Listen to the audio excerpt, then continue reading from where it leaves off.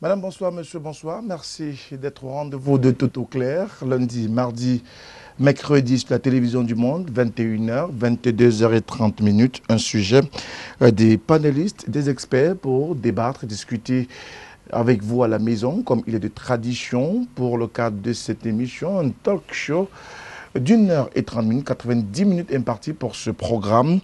Et comme il est de tradition sur ce programme, une thématique est débattue et ce mardi, nous consacrons essentiellement à l'opération Épervier, une solution au détournement de deniers publics au Cameroun. C'est l'approche qui a d'ailleurs été mise en place au lendemain de ce qui avait été qualifié comme étant une opération d'assainissement des mœurs publiques à l'occasion. Plusieurs pontes du régime, personnalités ont été mises aux arrêts. Ces derniers croupissent derrière les barreaux et certains encore sont poursuivis dans le cadre de ces détournements de deniers publics au tribunal criminel spécial, juridiction mise en place par le chef de l'État Paul Biya pour permettre à ce que ces pontes soient jugées dans l'impartialité et totale, dans le strict respect de l'équité et de la justice, mais aussi d'autres personnalités continuent de faire l'objet d'enquêtes, d'instructions et même de procédures auprès du tribunal criminel spécial dans le cadre de ces opérations ou cette opération Épervier. C'est comme ça que la presse camerounaise avait appelé cette opération d'assainissement des mœurs publiques initiée par le chef de l'État Paul Biya au lendemain du cri de cœur lancé par les organes de presse, les journalistes, faisant état de ce que le Cameroun, le pays de Paul Biya, est particulièrement englouti par des prévaricateurs de la fortune publique. Plusieurs journalistes ont même fait les frais. Certains sont retrouvés derrière les barreaux. Pourtant, l'histoire leur a donné raison quelques années plus tard avec la mise en place du tribunal criminel spécial et l'interpellation de plusieurs pontes du régime, de la place personnalité du gouvernement, mais également personnalité de la société parapublique et autres privés. Et ces derniers ont répondu des faits qui leur ont été reprochés. Voilà, et au regard de ce que certaines personnalités, depuis quelques jours, sont poursuivies devant les juridictions et même ont tendu au tribunal criminel spécial, la rédaction de Tout au clair a fait le choix de se consacrer à cette opération dite Épervier pour justement comprendre les méandres de la dite opération, comment, pourquoi. Qu'est-ce qui a déjà été réalisé concrètement? Qu'est-ce que l'opération Épervier a apporté au bien-être et au vécu des Camerounais dans leur quotidien? Voilà des éléments, des questions qui seront abordées par nos panélistes dans le cadre de cette autre livraison de Tout clair. Et on le dit aussi, c'est à la raison de la convocation au tribunal criminel spécial d'Edgar Alain Mebingo, ancien ministre de la République, ancien ministre de la Défense, ancien ministre des Transports, ancien directeur du cabinet civil à la présidence de la République. Justement, cette émission s'est consacrée à cette opération dite Épervier. Nous reviendrons donc long à large autour de cette opération dite Épervier qui continue de faire le bonheur mais aussi le malheur de plusieurs personnalités du régime et même d'autres personnalités du secteur public et privé du triangle national. Voilà la thématique de cette édition de Tout au clair de ce soir. Mesdames, Messieurs, bonsoir, bienvenue. Dans quelques instants, la présentation du panel.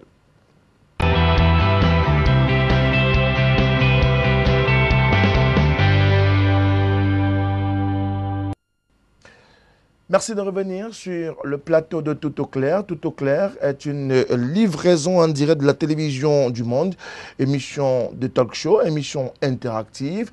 Tout à l'heure, vous pourrez nous envoyer vos contributions, alors poser vos questions à travers le 6 99 57 30 26, 6 99 57 30 26, c'est le code d'accès à ce programme, mais également, si vous êtes hors du Cameroun, vous ajoutez l'indicatif de notre pays, le 00237, et vous nous envoyez votre SMS que nous nous ferons le bonheur, le plaisir de lire dans le cadre de ces 90 minutes imparties à ce programme. Tout au clair, c'est donc un panel assez étoffé. Et ce soir, ils sont 4 sur 5 qui ont été conviés à ce débat. Des hommes faiseurs d'histoire, notamment des journalistes, mais également des acteurs politiques et économistes pour débattre et discuter de cette problématique sur la télévision du monde et dans le cadre de Tout au clair. Vous le savez, la tradition voudrait que nous commençons les présentations de notre panel par notre extrême gauche, et à notre gauche, nous avons un journaliste et un habitué de ce plateau sur la télévision du monde, de journaliste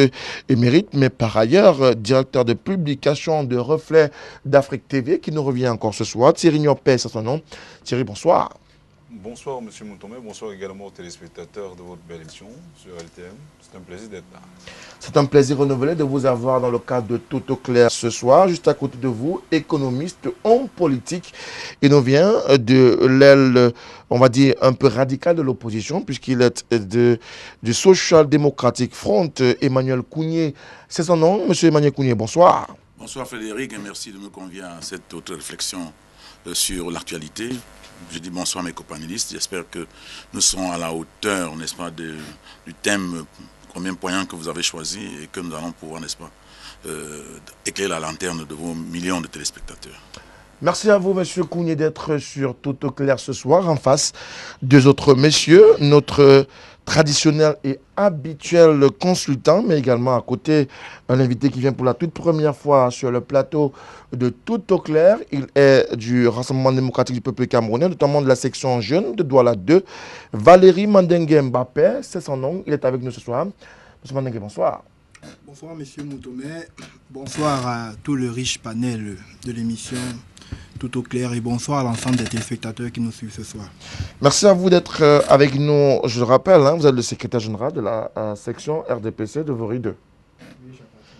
Merci beaucoup. À côté, notre traditionnel consultant aux couleurs assez particulières ce soir, Michel Moussala, éditorialiste de renommée nationale et internationale, directeur de publication Europe Plus. Michel, bonsoir. Bonsoir Frédéric, bonsoir à tous les panélistes, bonsoir à tous les téléspectateurs de la célèbre chaîne LTM. Je pense que le thème de ce soir est tellement interpellatif que je ne me serais pas donné l'obligation de manquer. Merci pour cette invitation une fois de plus. Je pense que nous serons à la hauteur d'en débattre parce que... Merci à vous d'être revenu. Comme il est de tradition, vous le savez, le débat s'ouvre très souvent par vous. J'ai envie de vous dire que l'un de vos titrailles de ces derniers jours porte sur cette opération Éparvier. Pourquoi revenir sur cette opération? Ben écoutez, il y a un mécanisme réel. Si nous restions dans le domaine du journalisme, c'est les faits. Il y a des individus, il y a un individu qui répond devant le tribunal criminel spécial qui, ma foi, vous avez tout à l'heure décortiqué ces différents postes qu'il aurait occupés pendant toute sa carrière. Donc, il serait important que les Camerounais sachent exactement les raisons pour lesquelles il est poursuivi au tribunal criminel spécial. Il s'est agi de M. Mebengo. Ben, je pense que d'une manière ou d'une autre, c'est pas nouveau dans le ciel des poursuites au Cameroun. Vous savez qu'il y a tout un gouvernement dans la prison centrale de Konengi ainsi que les prisons annexes. Donc, ceci est d'autant plus important parce que celui qui se passait pour le bébé Doc, qu'on a qualifié de bébé Doc, qu'on a qualifié de tous les noms, en soi, à ce qu'on en dise qu'il était le fils du chef de l'État, qu'il soit poursuivi, ça attire bien des attentions des uns et des autres. Journalistiquement parlant, j'aurais pu dire que c'est un événement. L'événement, c'est parce que, exactement, Mebengo se retrouve aujourd'hui au TCS, lui qui était à la charge de poursuivre les autres à son temps. Donc c'est la raison pour laquelle j'estime que c'est un événement et c'est la raison pour laquelle Europe Plus sur deux éditions a successivement attiré l'attention de ses lecteurs à comprendre exactement les mobiles et même les insinuations qui se font autour de cette affaire. Alors, une affaire qui fait couler beaucoup d'encre de salive, M. Kounié, une affaire désormais clarifiée comme étant l'affaire Mebengo, mais qui relance au devant de la scène la fameuse opération Épervier. Oh oui, je suis un peu amusé de voir ce qui se passe parce que je pense que l'interpellation de M. Bengo, du moins le fait qu'il passe devant le tribunal spécial, me semble étrangement une diversion. Une vraie diversion parce qu'il y a longtemps qu'on a su que M. Bengo a fait des surfacturations. Et puis je ne pense pas que Bon, je crois que si il passe devant le TCS aujourd'hui, c'est peut-être le train de vie. Parce que la surfacturation, c'est le sport le plus facile de tous les Camerounais. Il y a même des gens qui ont détourné l'argent du contribuable et qui se sont permis publiquement de dire qu'on a dit que l'argent, il a mis de l'argent public dans un compte privé, son compte, mais que l'argent public dans le compte privé d'un homme public reste l'argent public pour narguer les Camerounais. Donc, moi, je crois que la corruption... Il faut citer, il s'appelle Jean-Pierre Bitti. Ce régime ne peut pas combattre la corruption. Ce qui est en train de se passer là, c'est rien du tout. Et je suis presque certain, excusez-moi, que M. Mebengo n'aura aucun problème. Ce qui est en train d'être fait là, c'est peut-être pour d'autres raisons, mais vous allez voir, vous verrez que c'est de l'amusement, de l'amusement tout simplement, parce qu'il y a des gens qui ont fait des détournements perceptibles. La surfacturation, il y a des gens qui, dans le cas de la canne, ont acheté le ciment à 16 500 francs. Ils ont acheté le sable à 700 000. Et je crois que tout ce qui est en train d'être fait, la corruption est consubstantielle au système qui nous gouverne aujourd'hui. Et je crois que ce système n'est pas capable de lutter contre la corruption. Peut-être qu'il y a d'autres événements, notamment l'événement de Maurice Kanto, qu'on voudrait essayer de noyer et puis de distraire les Camerounais. Mais je crois qu'il n'y a rien qui est en train de se faire. Ce qui est en train de se faire là, c'est une instrumentalisation pour cacher les vrais problèmes. Et je crois que ce système ne va pas penser qu'on va nous rouler dans la farine infiniment. Alors, Thierry Niopé, est-ce qu'on est dans l'instrumentalisation avec cette opération Aupervier? Nouvelle opération lancée parce qu'on se souvient que depuis pratiquement une dizaine d'années, l'opération Épervier est sur les rails. Oui, depuis 2006, pour être un peu plus exact en ce qui concerne les dates. C'était à l'époque où l'ancien Premier ministre, chef du gouvernement, Ephraim Inouni, qui a d'ailleurs été écroulé en 2012, était encore à la tête du Premier ministère. C'était une opération qui avait charrié beaucoup de langues. On se rappelle effectivement qu'il y a même toute une grosse délégation qui a été envoyée, notamment dans plusieurs pays d'Europe, pour traquer les comptes de ces prévaricateurs de la fortune publique. Cette délégation était conduite par l'ancien ministre de la Justice de l'époque, M. Amadou Ali, qui avait d'ailleurs commis pour cette expertise un certain Dokolis. Ça n'a rien à voir avec le député de Voury-Centre. Donc, c'était une opération, qui a été lancée depuis pratiquement 12 ans, avec des fortunes diverses, parce qu'il y a des gens qui ont été écroués alors que les dossiers n'étaient pas totalement finalisés. C'est après les avoir écroués justement que la procédure ou la recherche des preuves a été véritablement mise en branle. Mais je continue à croire que au-delà de ce que M. Kouye pense, il peut justement avoir à côté de cette actualité-là une volonté de diversion, mais je crois quand même que c'est une opération, et le cas Edgar Alain Mebengo, qui questionne d'ailleurs l'actualité ces derniers jours, est un cas assez patent, parce que je me rappelle, à l'époque, je savais encore de manière très étroite avec un certain, malheureusement, il est mort aujourd'hui, de le regretter, mais moi, Jules Koumkoum, qui avait longuement travaillé sur le cas Edgar Alain Mebengo. Je me rappelle même qu'en 2012, par là, il avait commis, d'aucuns l'ont appelé pamphlet, mais je crois que c'est une lettre ouverte à M. Biya, où il demandait justement à Edgar Alain Mebengo de justifier l'immensité des biens qu'il a acquis tout au long de la gestion des dossiers qui lui avaient été confiés. Je vous rappelle que Mebengo a été prophète du Fundi, donc c'est un ancien prophète, il a été directeur de cabinet, il a été délégué général à la Sécurité nationale, il a été ministre de la Défense avant d'être ministre des Transports, jusqu'à ce qu'il soit remercié il y a quelques années encore. Donc, c'est un dossier assez important, à dire qu'il ne sera pas arrêté, je ne peux pas le dire parce que je ne suis pas dans les secrets de la justice, mais toujours est-il que c'est un dossier assez palpitant. Il n'est d'ailleurs pas le seul, même son épouse, qu'on accusait d'être ou de bénéficier des fruits de la croissance, notamment avec la présence de son époux à la tête du ministère de la Défense, parce qu'on l'accusait d'entretenir des jardins de la Défense à coût de millions. On l'accusait de travailler effectivement, de bénéficier des marchés, oui, de certaines, bon, vous appelez ça largesse, mais de certains marchés parfois de gré à gré, sans véritable suivi. Elle n'est d'ailleurs pas la seule. il y a également le maire de la commune d'arrondissement de... Bon, mais toujours est-il que... il y a beaucoup de personnes impliquées dans le cadre de ce dossier. Malheureusement, on ne citerait certainement pas tous les noms ici, mais toujours est-il que ça donne de ceux qui charrient quand même beaucoup d'intérêt. Bah oui, ça charrie beaucoup d'intérêt. Monsieur Valérie Mandingue, vous qui suivez certainement l'actualité, une nouvelle affaire au devant de la scène. Depuis pratiquement 2006, on est au courant de cette opération d'assainissement des mœurs publiques et ça revient toujours. Oui, quel est le bilan qu'on peut en faire au jour d'aujourd'hui? Avant de répondre à votre question, je me suis agréablement rendu compte que M. Kounié fait honneur à la réputation qui est la sienne, qui est celle d'un populiste avéré. Lorsqu'il parle de ce qu'il sait ou de ce qui arriverait lors de l'instruction qui est en cours contre le ministre Mebengo, il dit un certain nombre de choses et je pense que ce sont des accusations fantaisistes, ce sont des élucubrations fantaisistes. Aujourd'hui, M. Mebengo, comme beaucoup avant lui, est rattrapé aujourd'hui par la justice camerounaise. Et il est important, M. Moutoumé, de le préciser. L'affaire qui épingle M. Mebengo remonte à la période où il est au MINDEF. Je pense qu'au-delà de la symbolique ici, il est important de comprendre. Le MINDEF, c'est l'armée.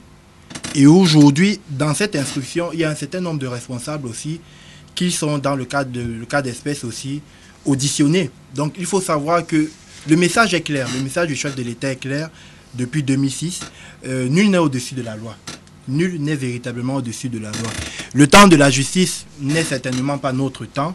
Mais à côté de Mebengo, nous avons, comme M. Tonel a rappelé tout à l'heure, nous avons une pléthore excusez-moi, une pléthore comme ça de personnalités qui ont été mises en accusation et écrouées, pas seulement dans le cadre des ministères qu'ils ont gérés, on a des entreprises parapubliques, on a même des magistrats municipaux.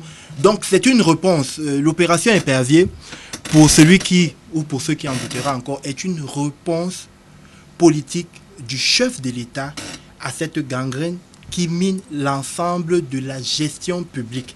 Aujourd'hui, vous le savez, notre peuple a brillamment réinvesti le chef de l'État pour 7 ans. Et au cœur de son action, nous avons un certain nombre d'investissements qui doivent être faits. Donc, le message qui est porté aujourd'hui est, au-delà des gestionnaires qui sont en poste ou ceux qui seront en poste, qu'ils sachent que la justice, par le biais du TCS, qui déjà même est une juridiction d'exception, parce qu'il fallait répondre à ce problème gangrénant-là. Il fallait répondre, puisque aujourd'hui, les Camerounais, ça ne va pas, nous sommes tous d'accord, et ces fonds qui sont détournés, je vais prendre le cas d'espèce, vous avez des magistrats municipaux qui ont été écroués dans le cadre des affaires dites de l'opération Épervier. Vous imaginez aujourd'hui, dans le processus de décentralisation qui est en train d'être mis en place, lorsque les fonds destinés au bien-être des populations locales sont détournés, qui souffre, c'est la population. Donc le président de la République a pris acte et il a mis un certain nombre de mécanismes en place pour sécuriser l'action publique. Monsieur Moussala, le président de la République a pris acte il y a 12 ans. La preuve, plusieurs membres du gouvernement sont en prison. Donc, étant comptable de ces personnes qu'il a nommées, il n'a pas accepté les égarements, les manquements graves et les griefs portés contre ces personnes. Du coup, ces personnes se sont retrouvées là où elles sont aujourd'hui. Frédéric, permettez-moi de faire comme mon ami Limbilo est souvent sur les plateaux qui nous sort des références en termes de Bible, en termes d'approche, pas que sur le plan. Ce que nous reprochons au président de la République, c'est la mise en place ou l'application de la loi de 96, la Constitution de 96. Voilà ce que ça dit dans son article 66. Le président de la République, le Premier ministre, les membres du gouvernement et assimilés, le président et les membres du bureau de l'Assemblée nationale, le président et les membres du bureau du Sénat, les députés, les sénateurs, tous détenteurs d'un mandat électif, les secrétaires généraux des ministères et assimilés, les directeurs généraux des entreprises publiques et parapubliques, les magistrats, les personnels des administrations chargées de l'assiette, du recouvrement et du maniement des recettes publiques, tous gestionnaires du crédit et des biens publics doivent faire une déclaration de leurs biens et avoir au début et à la fin de leur mandat ou de leur fonction. Cette précision est importante si on veut vraiment que le président de la République mette en place, que nous prenions nos responsabilités. C'est la loi, c'est la Constitution de 96. Je n'arrive pas à comprendre qu'au jour d'aujourd'hui, rendu à ce jour, qu'on n'en soit pas à l'application de cette disposition de notre Constitution. Ça pouvait créer des barrières de détournement. L'esprit est faible face à l'usage ou à l'utilité de l'homme dans certaines fonctions. Et ça, c'est très important. Je l'ai dit dans ma chronique, dans mon éditorial de lundi, pour dire que si on veut combattre cet élément fondamental de notre Constitution, devrait en agir.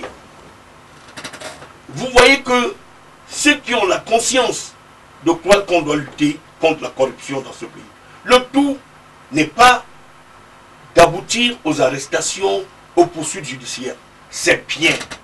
Moi, je peux vous en parler en témoin vivant, parce qu'en 1994, pour avoir dénoncé une KBJ au port autonome de Douala, paix à son âme, j'en suis arrivé à payer les frais en allant en prison.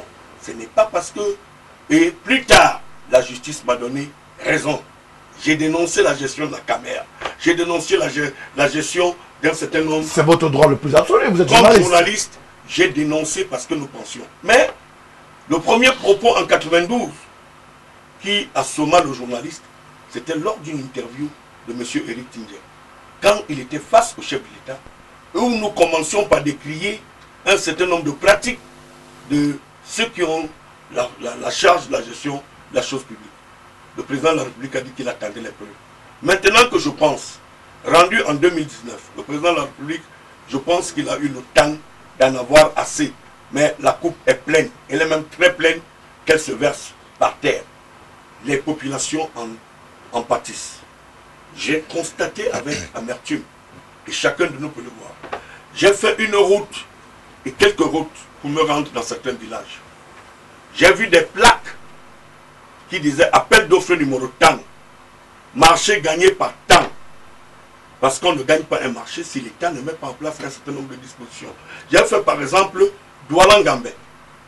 J'ai fait des routes, des pistes où j'avais trouvé des plaques où des individus, des entreprises ont gagné des marchés. Et que 30 ans après, 25 ans après, qu'on n'ait pas vu une route, on est venu faire du cinéma, on a amené des engins qui, ma foi, ont travaillé sur 2 km et ont abandonné des routes. Et certains se sont réfugiés à l'Assemblée. Parce qu'en réalité, il fallait qu'on joue avec une espèce d'humilité parlementaire. Donc, M. Moutomé, je m'en tiens rien qu'à cette disposition de l'article 66. Si en amont, on avait mis des dispositions pour que toute applicabilité de cette loi soit effective, je ne pense pas qu'on serait arrivé à la situation actuelle. Alors, M. Kounié, est-ce que l'article 66 de la Constitution justifie à lui seul qu'on en soit arrivé malheureusement à ces prévaricateurs qui ont dépouillé la fortune publique, qui ont mis à sac le vécu des populations camerounaises? Oui, mais c'est l'élément fondamental, c'est l'élément de base. C'est l'élément de base parce que quand vous faites un détournement, on peut le voir à travers votre train de vie. Et en ce moment, on peut savoir à un moment donné qu'en entrant en fonction, vous aviez telle fortune. Donc moi je crois qu'il faut qu'on soit sérieux. Hein. Le fait de piquer un responsable, dire bon, ça le rattrape et tout, comme j'entends le jeune l'a dire, c'est une perte de temps. Les Camerounais ne sont pas là pour des choses comme ça. Je vais vous prendre un exemple simple, cher monsieur.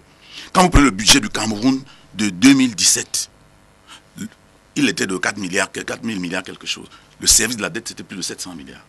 Vous avez en 2018, le service de la dette, 1023 milliards. Vous allez en 2019, le service de la dette, 1057 milliards. Ça veut dire quoi? Quand vous avez un budget de 4 000 milliards et que le poste le plus élevé de dépenses de votre budget, c'est le service de la dette, ça veut dire que vous prenez le quart de votre budget pour payer la dette. Et pourquoi on arrive là? Parce qu'il y a des messieurs qui sont assis dans les ministères, qui ont monté une mafia. La mafia consiste en faire quoi? Quand le chef de l'État a dit grandes ambitions, grandes réalisations, ils ont mis en place, ça c'est devant, moi je ne voudrais même pas qu'on prononce ce genre de mots là où je suis assis. Ils ont démarré 27 projets structurants. Même là, le Fonds monétaire international, Mme Christine Lagarde est venue leur dire, on ne peut pas mettre en œuvre 27 projets structurants à la fois. Ils sont rentrés dedans. Ils ont oublié que l'économie libérale est permanemment subit permanemment des chocs. Chocs sécuritaires, ils ont commencé avec Boko Haram, avec la crise anglophone. Choc, la chute des coûts des matières premières, les recettes ont diminué. Et puis ils sont mis à faire des prêts non concessionnels à des taux inimaginables. On n'a jamais vu nulle part sur la planète Terre des gens aller acheter des eurobonds à 9% pour venir financer des projets structurants qui sont des projets à très long terme. Ils sont même allés prendre des crédits dans les banques où certains responsables étaient directeurs de ces banques-là. Ils ont fait un pool bancaire pour prendre des crédits à des taux de découvert pour financer des projets, c'est-à-dire à près de 15 à 18% pour financer les projets structurants. Ça gonfle maintenant le service de la dette. La dette n'est pas élevée, mais le service de la dette est énorme. Et ce qui fait qu'on ne peut pas savoir si ces gens ne se partagent pas ce service de la dette, puisqu'ils payent toujours cette dette en priorité. S'ils ne se partagent pas entre eux. Et si vous regardez leur train de vie, c'est extraordinaire. Ils ont des fortunes inimaginables. Donc c'est pour vous dire qu'il y a des mécanismes de détournement tellement huilés dans ce système qu'on ne peut pas ce système ne peut pas combattre la corruption. C'est pas possible. C'est pour ça que j'ai dit. C'est pas ce système qui a mis en place la corruption non plus. La corruption est consubstantielle à ce système. Quand vous prenez par exemple les élections, vous voyez comment ça se passe. Vous prenez même, laissez les élections, vous prenez la Constitution. Vous voyez une Constitution en 96 où il y a une disposition claire. La Cour constitutionnelle est constituée de 11 membres. Le président de l'Assemblée désigne 3. Le président du Sénat désigne 3. Le président de la République, en tant que président de magistrats, désigne 2. 96, 2008, on tord le coup à la Constitution, on passe du flou, de l'explicite au flou, et on transforme un paragraphe, article 51 de la Constitution, la Constitution de 96 et prenez celle de 2008. Vous allez voir que l'article 51 de la Constitution de 96, c'est tout un paragraphe, et l'article 51 de la Constitution de 2008, c'est une phrase dans laquelle on dit que les membres du Conseil constitutionnel sont au nombre de 11, et sont désignés, et son nombre de noms, et leur mandat est de 6 ans, c'est tout. Bon, ça veut dire quoi? Ça veut dire qu'on laisse un flou artistique, et c'est le chef de l'État qui nomme tout le Conseil constitutionnel. Et il nomme ses militants. D'ailleurs, vous avez vu lors du Conseil constitutionnel, lors de comment vous avez appelé ça, lors de contentieux électoral, que quand Maurice Kamto a dit que tous ces gens-là étaient des militants du RDPC, ils sont allés tout de suite dans le site, essayer de retirer les noms, etc. Donc ça, c'est de la tricherie, un système de la fraude, un système de la corruption. Et je vais vous dire, pour chuter, qu'en 2015, les marchés fictifs, si vous prenez le rapport de la Chambre des comptes de la Cour suprême, la Chambre des comptes de la Cour suprême a déclaré qu'il y avait 900 milliards de marchés fictifs qui ont été passés par les 60 ministres qu'on a nommés, qui existent chez nous. Ça veut dire qu'il y a des gens à Yaoundé qui sont dans les ministères avec des mallettes dehors, qui prennent des bons de commande, qui ne livrent pas, qui se font payer, et ça tout le monde le connaît, on dénonce et ça continue. Vous voulez qu'on fasse quoi? On ne peut pas, ce système ne peut pas combattre la corruption parce que la corruption est consubstantielle de ce système qui nous gouverne. Donc, quand on vient prendre un cas, on dit non, on est en train de le poursuivre, tout ça, on se moque des Camerounais. Vous ne pouvez pas combattre la corruption avec ce système qui est lui-même entièrement corrompu. D'ailleurs, quand on nomme un ministre qui va danser au village, ça veut dire que j'ai une autre part, je dois distribuer. Et tout cela contribue, n'est-ce pas, à me faire dire que la volonté politique pour la corruption n'existe pas et ne peut même pas d'ailleurs exister dans ce système. Donc, c'est des petits règlements de compte et des petites choses pour essayer de distraire les gens et pour nous empêcher de... Alors, dans le cas d'espèce Thierry Niopé, est-ce qu'on est dans... Justement, pour arriver à ça, est-ce qu'on est dans une espèce de règlement de compte au regard de ce qu'on voit avec l'opération Hervé depuis pratiquement 12 ans au jour d'aujourd'hui? On a un Premier ministre qui est en prison, secrétaire général de la présidence de la République en prison, on a des ministres de la République, des directeurs généraux d'entreprises également en prison, des directeurs des entreprises parapubliques, paraprivées, des entreprises privées qui ont été liées à ces opérations-là. Et aujourd'hui, par exemple, M. Mebingo apparaît comme plutôt témoin dans le cadre de l'affaire qui le conduit devant le tribunal criminel spécial. Comment vous pouvez dire qu'il est témoin? Il n'est pas témoin. Il a fait quoi? En réalité, c'était quand même celui qui avait en charge la gestion du dossier de l'achat des équipements militaires avec l'entreprise française MacForce. Je crois qu'on est longuement revenu là-dessus. Il faut être assez clair quand même.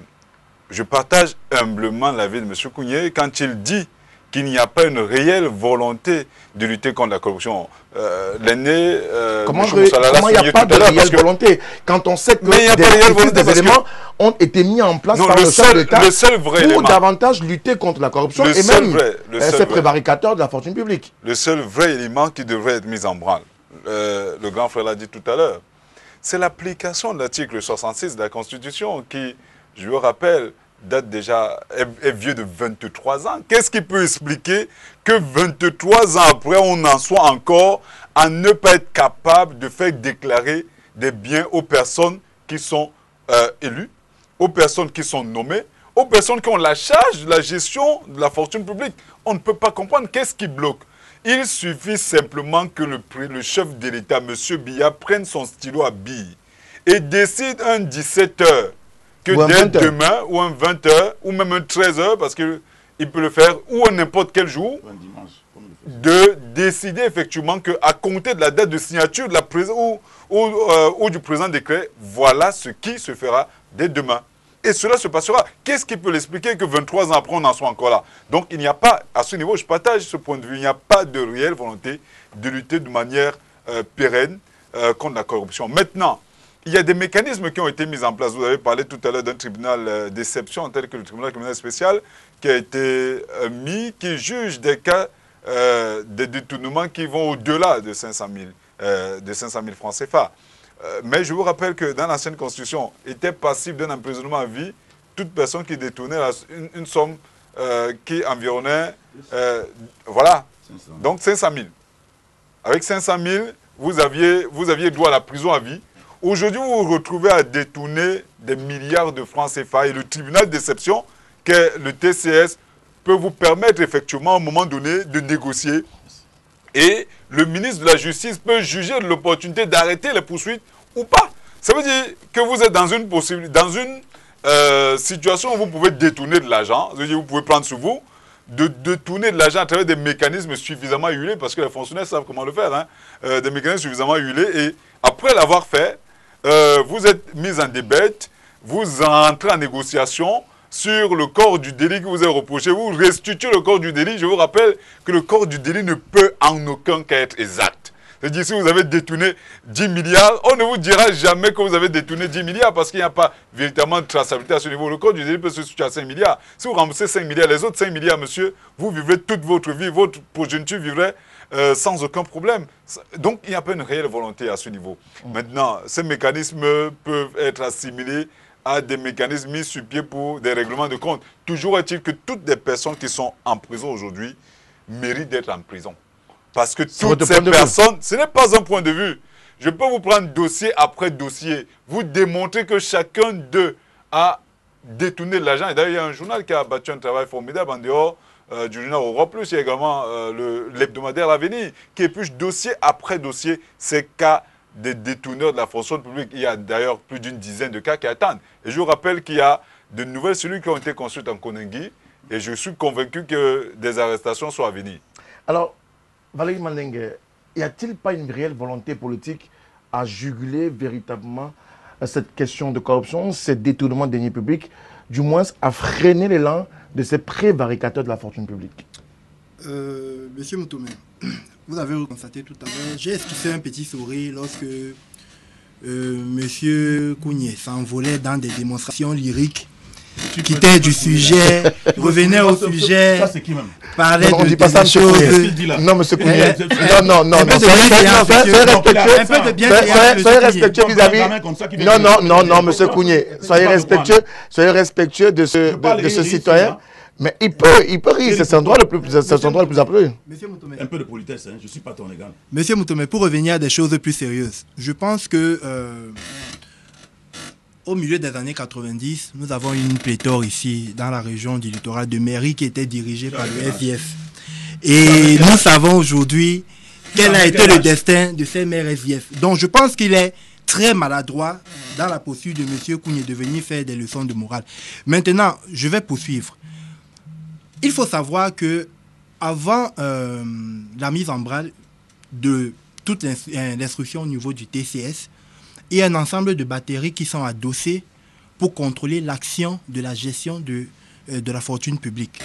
Vous avez l'ANIF, vous avez la CONAC, vous avez le contrôle supérieur de l'État. Et si on va plus loin au niveau de nos municipalités, même les conseils municipaux jouent ce rôle de contrôle et d'audit de nos structures. Maintenant, que certains panélistes s'avancent ici à dire que chacun des justiciables ou chacun des prévenus dans le cadre des inscriptions sont coupables, je pense que c'est faire déjà une entorse au b.a.-ba du droit, parce que dans le cas d'espèce, jusqu'à preuve du contraire, le prévenu Mebingo est innocent. Oui, il bénéficie de la présomption d'innocence. Il bénéficie de la présomption d'innocence. Il n'a pas encore été condamné. En même temps, on n'a pas dit qu'il a été condamné. Non, parce que personne l'a dit. Non, parce que dans l'esprit de la démonstration que vous faites, Monsieur Mebingo est pratiquement condamné à vie. Maintenant, je reviens. Lorsqu'on parle de l'article 66, oui, l'article 66, il est l'une des réponses, parce qu'il y a plusieurs autres réponses, qu'elles soient politiques, qu'elles soient organisationnelles, qui ont été mises en place. Maintenant, ça part, et là je rejoins le consultant, M. Moussala, il doit d'abord avoir au niveau, pour nous qui sommes des responsables politiques, une certaine éducation. Une certaine éducation, c'est un retour à certaines valeurs. On peut mettre l'article 66 en place, mais est-ce que l'article 66, aujourd'hui, avec la batterie déjà, comment on appelle ça, de mécanismes de contrôle mis en place, est-ce que l'article 66 à lui seul pourra réguler ou bien pourra stopper l'action de corruption? Je ne pense pas que vous et moi, nous ayons la réponse. Je vais revenir à autre chose. On a comme l'impression, à écouter le représentant du SIF, que la corruption est une invention, ou bien la corruption est une chose qui est née sous le renouveau. Je voudrais rappeler ici, et vous le savez très bien, que lors du premier discours inaugural de prestation de serment, le président interpellait déjà les Camerounais quant aux notions de rigueur et de moralisation. Ça veut dire qu'il y avait déjà un certain nombre de réflexes qui avaient cours dans l'organisation, dans l'administration de nos structures publiques et parapubliques. Donc, ce combat, il ne date pas d'aujourd'hui, mais il est un combat que nous devons mener, parce que la corruption, ce n'est pas une affaire du RDPC, du SIF, de la société civile. Non, c'est une affaire de tous les Camerounais. Aujourd'hui, des structures sont mises en place pour dénoncer des actions de corruption. Les structures sont mises en place pour pouvoir mettre en lumière ceux qui se rendent fautifs de... comment on appelle ça? Ceux qui se rendent fautifs de détournement de deniers publics. Mais vous ne pouvez pas enlever en cela la volonté du chef de l'État de tordre le cou à ce phénomène qui est rampant et grandissant. Heureusement qu'il n'est pas l'invention du Cameroun. Heureusement qu'on retrouve des cas. Mais nous n'allons pas faire le dos rond parce qu'on parle du Cameroun. On parle de notre pays. C'est suffisamment grave. Parce qu'aujourd'hui, ceux qui vivent le plus les effets de la distraction de ces fonds publics, c'est les populations. Et lorsque nous entendons un certain nombre de choses, les projets structurants qui ont été mis en place, ils répondent à un besoin social. Aujourd'hui, lorsque un barrage comme l'Ompanga est mis en place, c'est parce que le président de la République sait très bien que vous ne pouvez pas avoir de développement sans industrie. Vous ne pouvez pas avoir d'industrie sans énergie. Donc, nous allons prendre comme ça une pléthore de projets qui ont été mis en place et qui sont en train de se terminer. Je vais m'arrêter à ce niveau. Alors, avant de poursuivre, nous allons prendre ces quelques SMS. Bonsoir le panel. L'opération Épervier, c'est de l'enfumage. C'est M. Armand de Garoua qui nous envoie le SMS.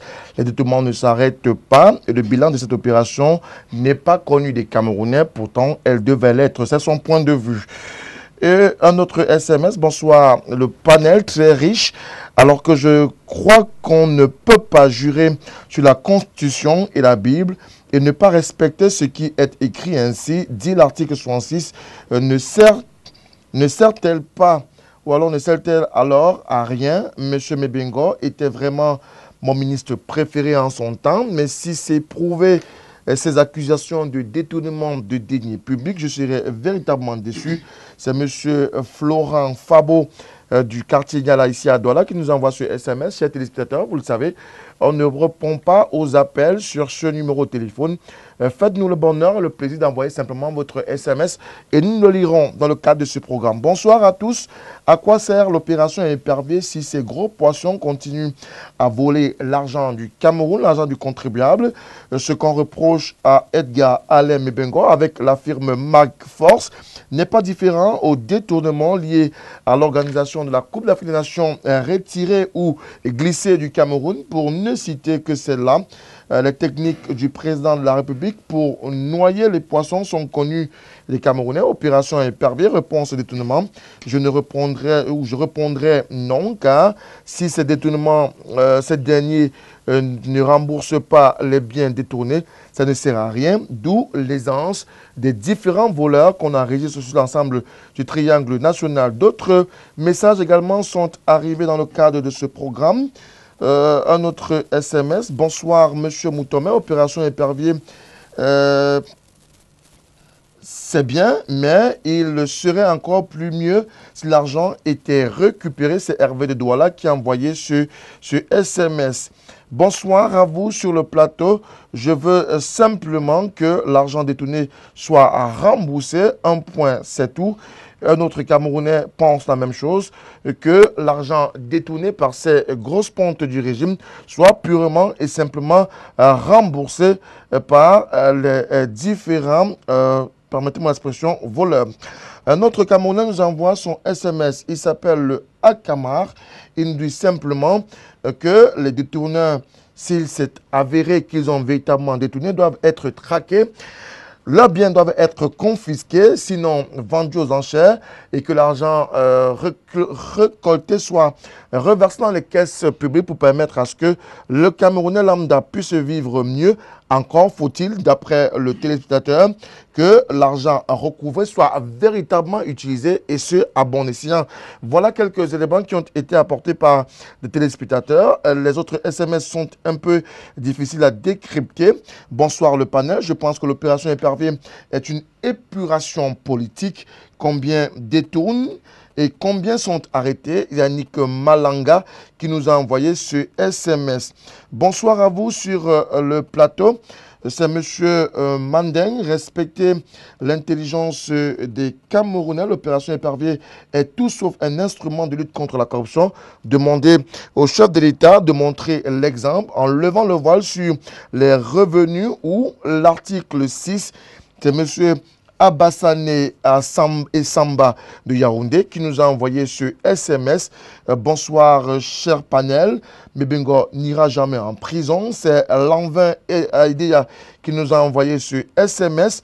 Un autre SMS qui est arrivé ce soir. Bonsoir le panel. L'opposition au Cameroun accompagne le gouvernement de M. Biya à commettre davantage de détournements que nous constatons, parce que cette forfaiture profite à ceux qui, dans l'opposition, veulent accéder au pouvoir, y compris M. Maurice Kamto, bien que détenu provisoirement dans les geôles de la prison centrale de Yaoundé-Kondengui, l'auteur du code pénal que nous connaissons, une opposition qu'on ne voit qu'après une élection ou avant une élection. Et dans ce jeu, le peuple inculte ne voit que du noir. C'est le message que nous a envoyé un Camerounais qui malheureusement n'a pas signé son SMS. Un autre SMS, bonsoir. On dirait qu'être dans le RDPC est une maladie obsessionnelle.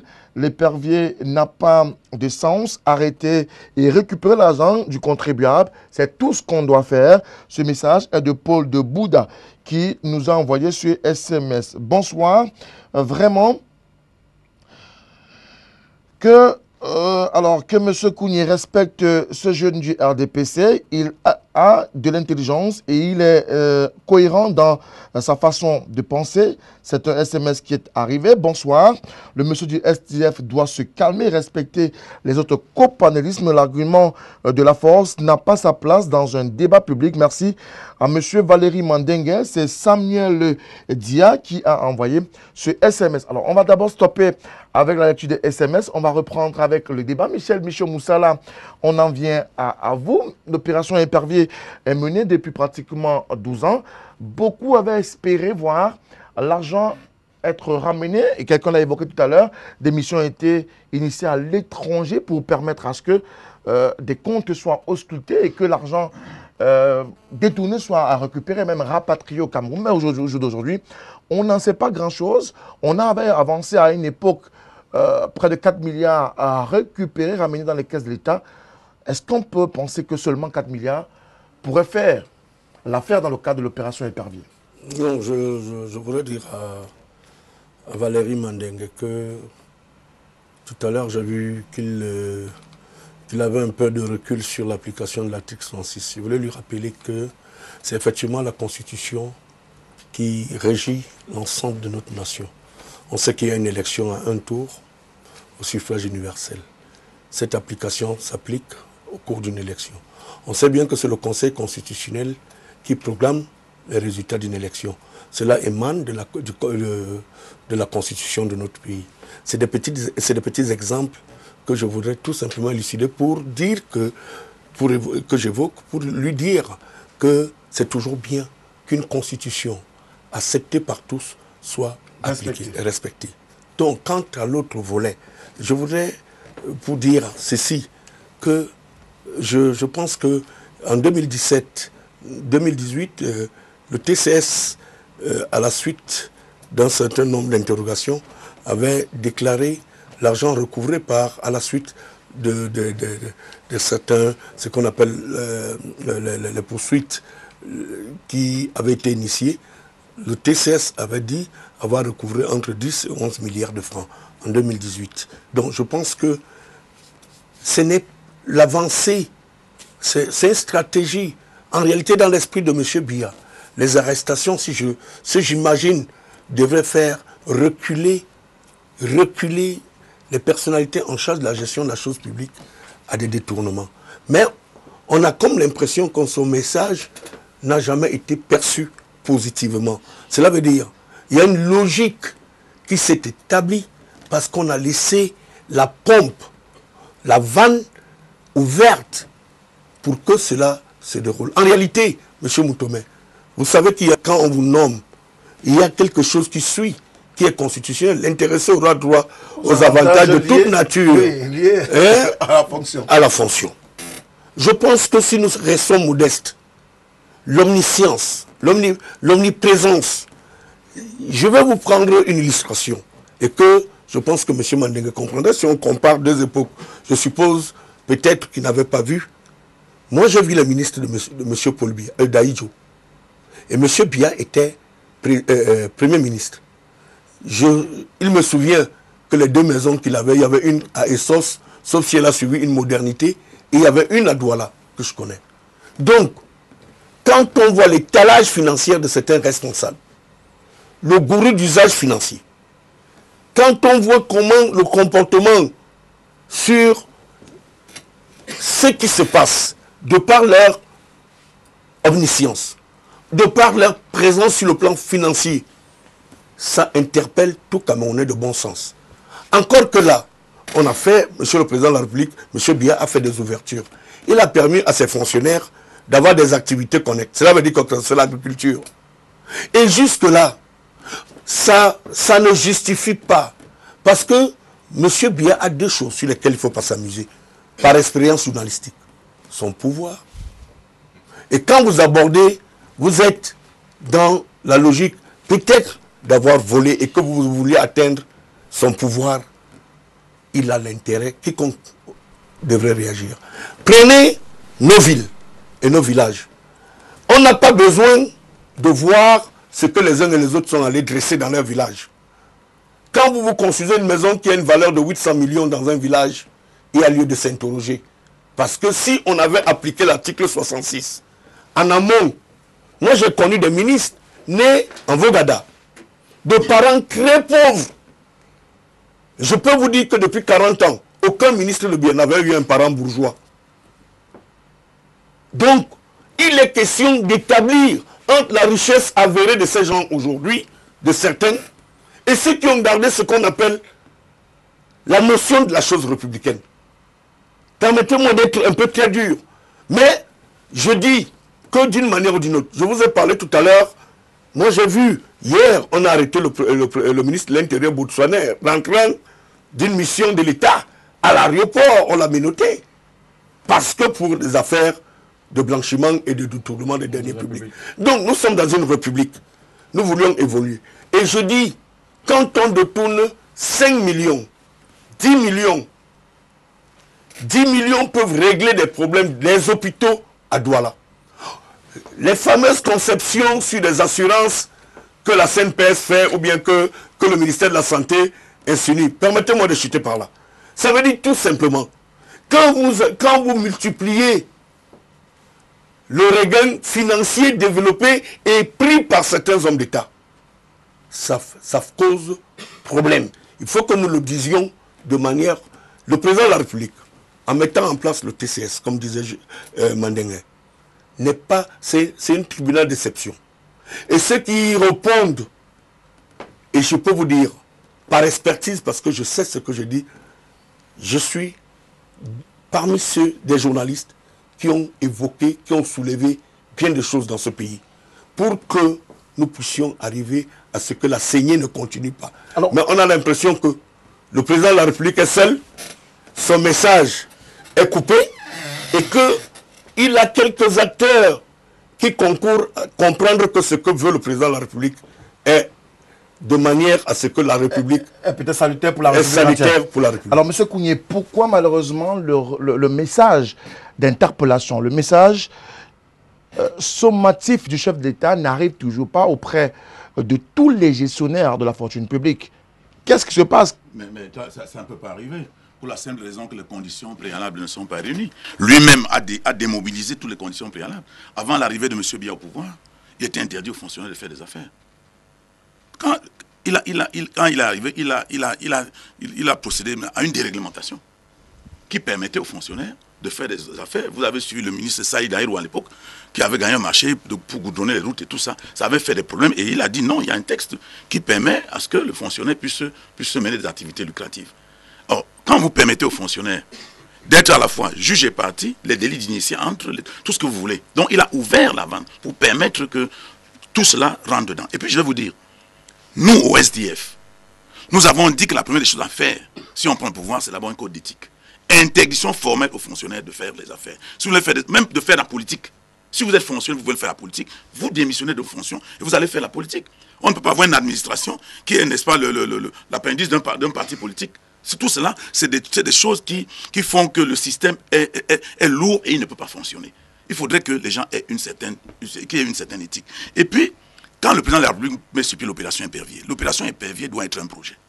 Un projet suppose une problématique, des attentes et des stratégies pour atteindre les attentes contre la problématique. Quelles sont les attentes de l'opération épervier? On attend quoi? On envoie les gens en prison, oui, pourquoi faire? Moi, quand je vois ces gens en prison, j'ai vu le prêtre venir faire la messe, tous étaient en cravate et en veste. Donc, il n'est pas interdit d'être en cravate et en veste en prison. Non, ça veut dire qu'on leur a dit, allez vous reposer. Moi, je crois qu'on doit avoir une tenue de prisonnier. Et quand vous êtes en prison, oui, mais il faut... Mais au Cameroun, on n'a pas encore... Non, justement, c'est ce qu'il faut faire. Nous allons là vers la perfection. Si les gens savaient qu'en prison, ils devaient tous être en tenue de prisonnier, ils développaient des comportements différents. Vous les avez vus au premier banc, tous en train de rigoler, les uns tombaient sur les autres. C'est des prisonniers, ça? Mais c'est des gens qui sont en congé. C'est aussi la resocialisation. Non. La prison, quand vous avez volé 50 milliards, il n'y a pas de resocialisation. Il y a des gens qui meurent parce qu'ils n'ont pas de nivaquine. Vous causez le malheur partout. On ne peut pas avoir tant de précautions pour des gens de cette nature. Et puis, je voudrais dire à mon jeune frère, M. Mandengue, que quand vous entendez les petits mots que le président et les gens du RDP se balancent à gauche et à droite, aujourd'hui, ils ont trouvé un autre qui s'appelle Vivre Ensemble. Ils ont découvert un autre qui s'appelle Vivre Ensemble et ils nous rabâchent des oreilles du matin au soir avec le vivre ensemble, comme si on ne vivait pas ensemble avant. Ce que vous devez retenir, c'est que rigueur et moralisation, la paternité de ce mot appartient à M. Amadou Ahidjo. C'est au congrès de Bafoussam qu'il avait parlé de rigueur et moralisation. Et quand M. Biya le reprend au moment, n'est-ce pas, de sa prise de fonction, c'est par fidélité à son illustre prédécesseur. Ce n'est pas parce que c'est lui, il n'a pas la paternité de cela. Prenez le discours du président Ahidjo à Bafoussam, je crois que c'était en 75, je ne sais plus, le congrès de l'UNC, il a parlé de la rigueur et de la moralisation. Maintenant, je voudrais revenir aux structures qui sont créées, l'ANIF, la CONAC, le contrôle supérieur de l'État. Tout cela, ça ne sert absolument pas à grand-chose, pour la simple raison que l'opportunité de poursuite revient encore à l'exécutif. C'est-à-dire qu'ils font toutes leurs enquêtes et quand ils ont fini, c'est le chef de l'État, ou bien l'exécutif, peut-être le ministre de la Justice, le chef de l'État, qui décide qui on poursuit. Alors, si on voulait lutter contre la corruption, il aurait fallu que ces structures puissent avoir le pouvoir d'ester en justice. C'est-à-dire, quand ils commencent l'opération, ils vont jusqu'au bout. Et quand ils voient que vous avez fait, ils saisissent directement le procureur de la République. Mais on entasse, et de temps en temps, on sort ça pour des raisons inavouées. On dit on attaque Mebengo maintenant. On attaque tel. Mais écoutez, nous ne sommes pas nous ne sommes pas... Et je peux conclure en vous disant que si les gens qui ont volé, l'argent se trouve peut-être dans les paradis fiscaux, mais il y a des mouvements de compte, des mouvements qu'on peut mettre en place. Si on demandait à un voleur de nous faire la route Yabassi, Loum, Kumba, c'est 40 km. Mais si vous voyez la peine, c'est-à-dire la souffrance des populations de Loum qui s'en vont travailler à Yabassi, où il y a des terres ultra fertiles, où les plantains pourrissent en route, où les gens font 4 jours pendant la saison des pluies pour partir de Yabassi à Loum. Si on leur demandait, on leur disait, écoutez, vous avez volé 50 milliards, vous devez investir sur cette route. Et on leur demandait seulement la possibilité de mettre de l'argent pour que ce travaux soit fait. On aurait eu beaucoup de choses. Donc on ne veut absolument rien faire. On les envoie se reposer. Et puis, je soupçonne même que ces gens savent que là où ils sont en réserve de la République et qu'ils ressortiront peut-être pour devenir ministres. Parce qu'ils rigolent là-bas, ils sont en veste, ils sont en cravate, ils se parfument. C'est pas des prisonniers. Thierry Nyompé, M. Kounié ne conçoit pas que ces prévaricateurs qui aujourd'hui sont en prison soient véritablement en prison. Pour lui, ils sont simplement au repos et qui pourraient revenir. Mais de toutes les façons, même s'ils peuvent revenir, c'est de leur droit. C'est aussi le droit d'opportunité de celui qui sera au pouvoir. Mais en attendant, où est passé l'argent qui a été détourné? À quand le retour de cet argent détourné? Le GAF l'a souligné tout à l'heure. Le tribunal criminel spécial, face à la pression, d'ailleurs, sa première sortie datait, je crois, de 2013, où il avait dit que près de 3 milliards ont été recouvrés. Près de 5 ans plus tard, ils sont entre, je crois, ils tournent autour de 10 milliards. Vous voyez que beaucoup d'efforts n'ont pas été faits. Quand vous regardez la somme d'argent... Certains observateurs de la société civile avaient d'ailleurs dit que beaucoup d'argent avait été mis contrairement à ce qui a été récolté. Je voulais justement arriver à ce niveau. L'argent qui a été débloqué pour permettre à M. Amadou Ali, alors ministre de la Justice, garde des Sceaux, pour traquer ses comptes, pour les tracer avec le cabinet qui avait à sa tête M. Collins, je l'ai souligné tout à l'heure, cet argent était au-dessus de l'argent qu'on était à la recherche. Donc, ce qui démontre en réalité qu'il n'y avait pas une volonté réelle de traquer véritablement ces prévaricateurs de la fortune publique. Maintenant, moi, je continue à croire ce qu'il a dit tout à l'heure. Effectivement, quand on regarde le train de vie de ces gens en prison, on a de la peine à croire qu'ils sont en prison. Il y a un ministre de la République dont les vidéos ont circulé sur WhatsApp, apparemment, où vous ne voulez pas qu'on cite tous les noms. Mais toujours est-il que je crois que les Camerounais savent de quoi on parle. Ce ministre de la République-là fêtait son anniversaire. Vous voulez parler du ministre... Ok, si vous le permettez. Il s'agit justement du ministre Atanganakuna.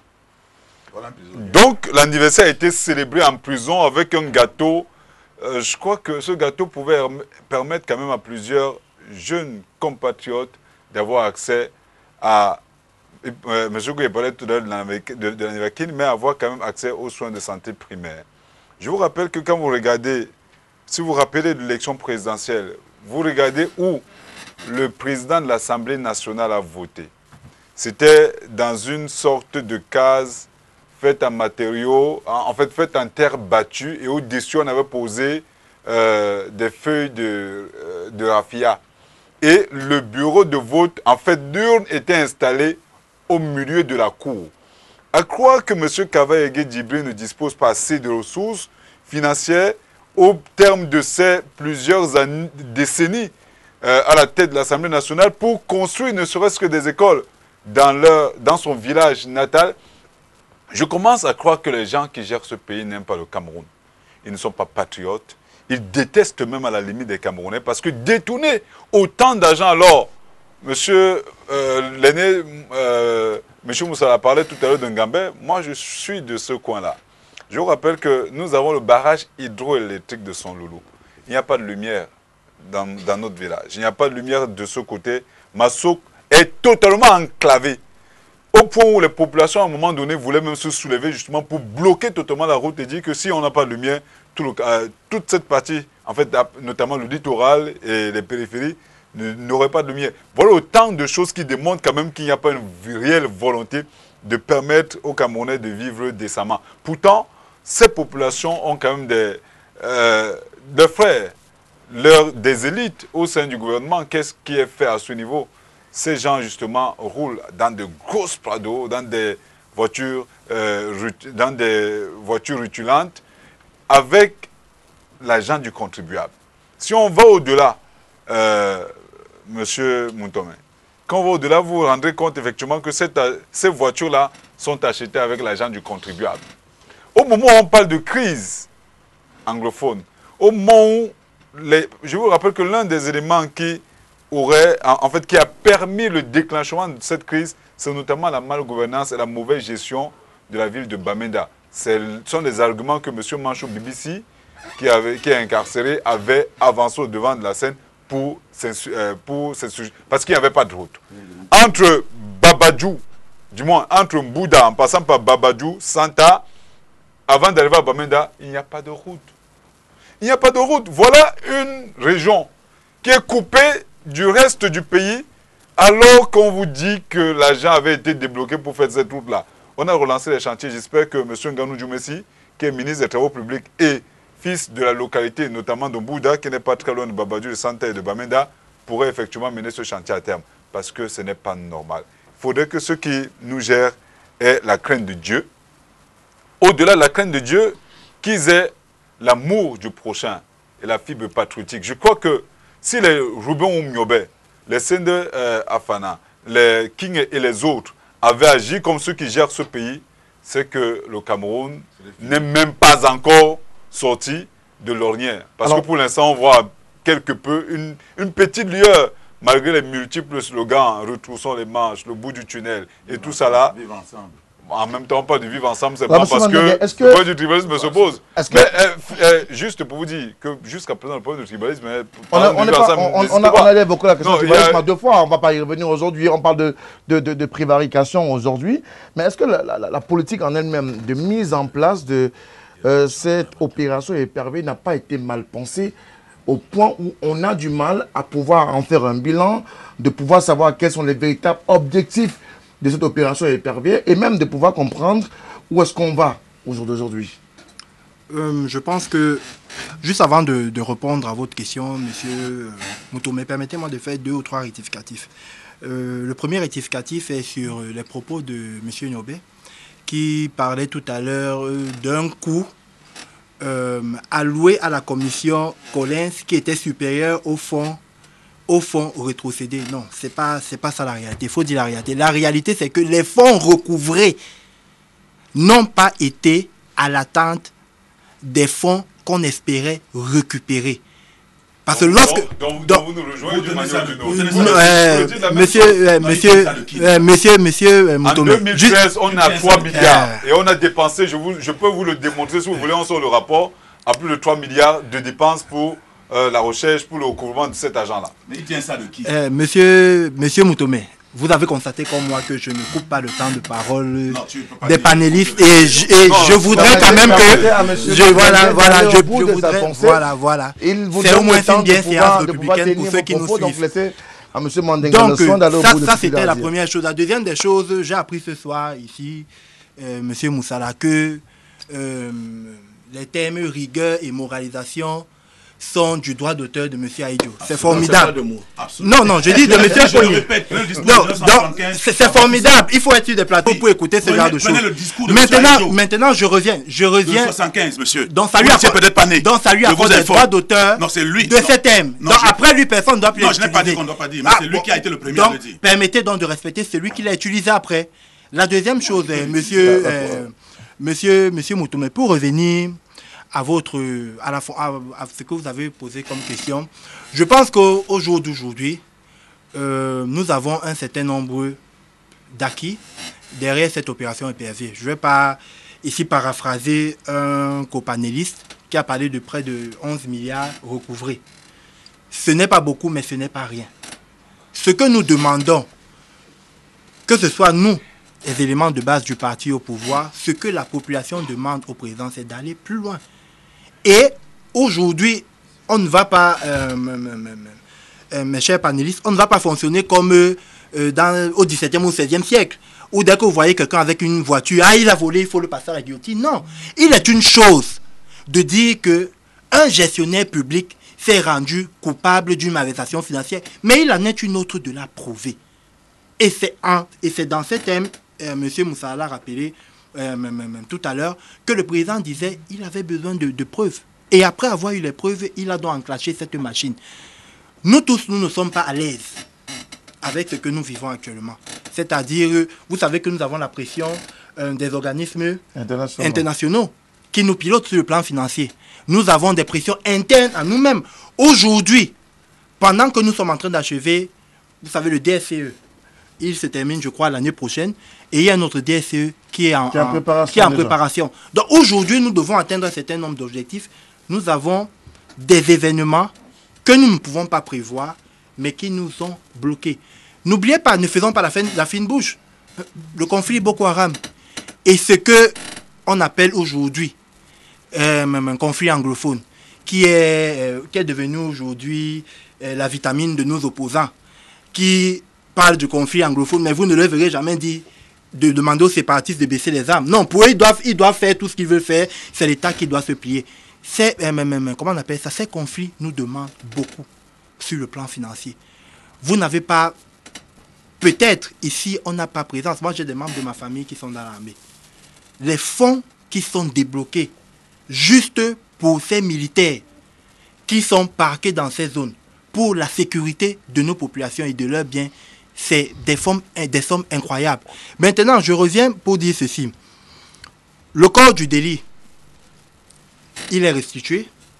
Lorsque la procédure va au bout, nous pourrons parler, il y a eu près d'une soixantaine d'arrêts de poursuite suite à la restitution du corps du délit. Il y a ces sommes qui ont été recouvrées. Maintenant, je pense que l'action judiciaire doit se faire de façon sereine et saine. Peut-être sur les réseaux sociaux, cette nouvelle plateforme de communication, ça s'embrase, ça va dans tous les sens.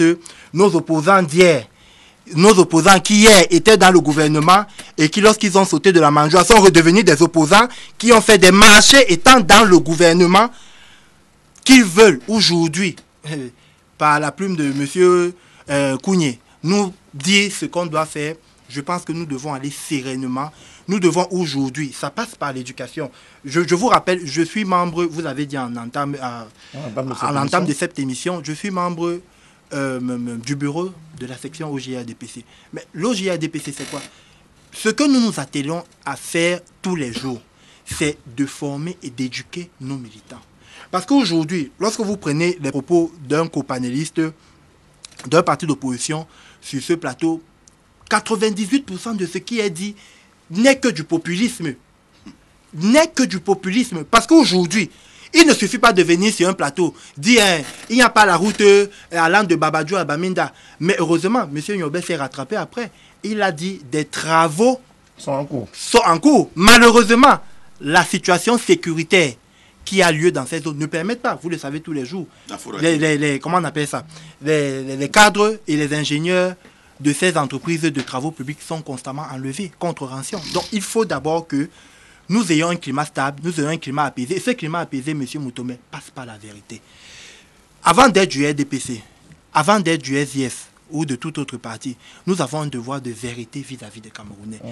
Ce n'est pas en instrumentalisant des gens, en disant des gens, allez marcher, le Cameroun va changer demain matin que vous allez former un pays, une nation noble. Non, ça commence par l'éducation. Et aujourd'hui, le message est clair. Parce que vous n'avez peut-être pas assez appuyé sur cela. On n'est pas en train d'épingler, ou alors le TCS n'est pas en train de commettre une instruction contre M. Mebengo du temps où il était DGSN ou du temps où il était ministre des Transports. C'était du moment où il était MINDEF. Donc, ça veut dire que ceux qui sont même à la charge de nos forces de défense, ça ne va pas que à M. Mebengo. Ils ont tous, aujourd'hui, c'est un signal. Tous doivent répondre. Personne n'est au-dessus de la loi. Et c'est dans ce cadre qu'aujourd'hui, vous avez bien fait de le rappeler, nous avons près d'une quarantaine à une cinquantaine de hauts cadres d'administration. Parce que j'ai été surpris tout à l'heure quand M. Kounié nous parle d'une procédure d'éthique qui veut que aucun fonctionnaire ou ne soit membre du gouvernement. Je voudrais non, ne soit même de pouvoir faire une opération alors qu'il soit membre de parti politique. Il peut exprimer sa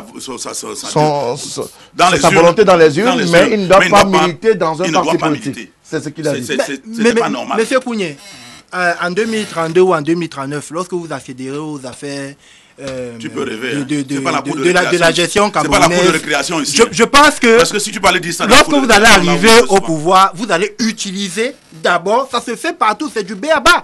Les membres de votre mouvement politique. Vous ne pouvez donc pas nous venir ici et chercher à nous faire une certaine... Non, vous êtes très mal parti. Non, vous êtes très mal parti, pour le dire.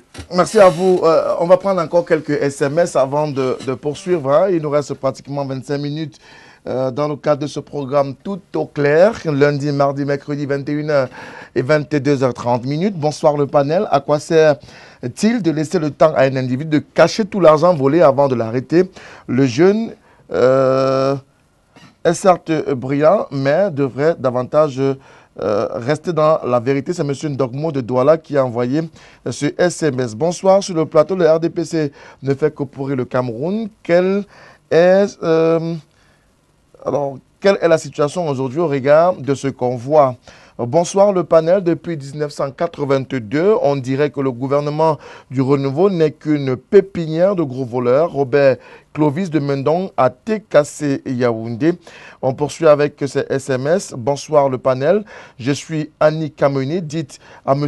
Kounié de se respecter, de respecter les autres panélistes. Opération Épervé, c'est de la pure diversion.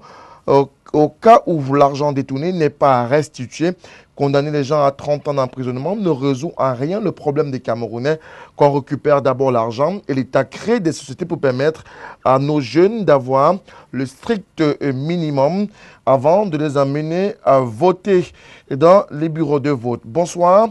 Ce gouvernement ne peut pas lutter contre la corruption. C'est le gouvernement d'après qui pourra peut-être faire ce travail.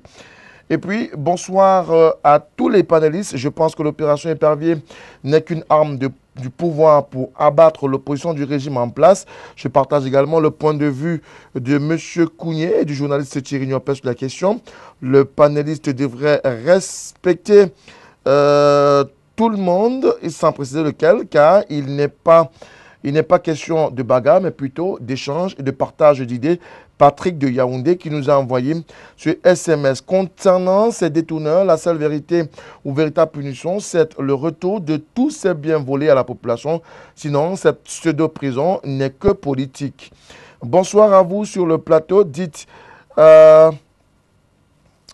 aux militants du RDPC qu'il n'est pas bien de défendre à tous les prix et à tout temps le renouveau. Il faut qu'ils comprennent que le gouvernement a certainement échoué. La CONAC et tous les autres organismes créés par le gouvernement est de la pure distraction et la pure distraction pour les Camerounais. Pourquoi ne pas appliquer purement et simplement la Constitution? Je m'interroge.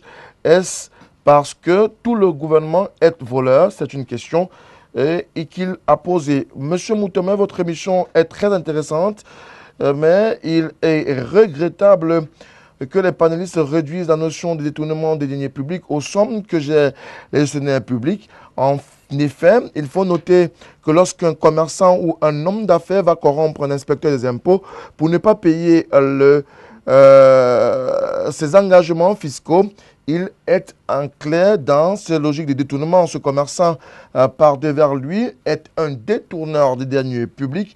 Au-delà de la notion de détournement des deniers publics, il faut introduire plutôt celle de l'enrichissement illicite. C'est Anne-Laure Sopor qui nous a envoyé ce SMS. Et puis, un autre SMS, encore de Caldana, qui pense qu'il faut que le RDPC change de fusil d'épaule. Bonsoir, M. Moutema, avec beaucoup de respect. Dites à M. Mandengue d'être respectueux. Il peut avoir des choses vraies à dire, mais qu'il garde tout de même son sang-froid. C'est M. Edimo de Garoua qui nous a envoyé ce SMS. Bonsoir à vous. C'est vrai, faut dire la vérité aux Camerounais. Yondou Junior, entrepreneur, qui nous a envoyé ce SMS de l'étranger, je le précise, puisqu'il a l'indicatif 00 90 55 30 97 et puis 02 94. Un autre SMS qui nous vient de l'étranger, je pense de la Guinée équatoriale, c'est le 240. Belle émission à vous, Monsieur Moutomé. Bon courage, bonne continuation et félicitations à la télévision du monde. Monsieur Moutomé, salut à vous et à votre riche panel. Votre émission est devenue plus que jamais et de plus en plus attractive. Monsieur Kounié et Monsieur Niopé sont cohérents dans leurs propos. C'est regrettable pour le cadre du RDPC. Par ses propos, le Cameroun ne pourra pas atteindre l'émergence promise par le chef de l'État d'ici l'horizon 2035. Le gouvernement du RDPC est l'incarnation même de la corruption. C'est le carburant du pouvoir en place.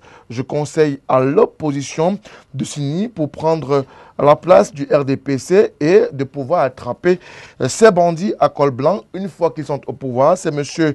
Manga de Yaoundé en col Bisson qui nous a envoyé ce SMS.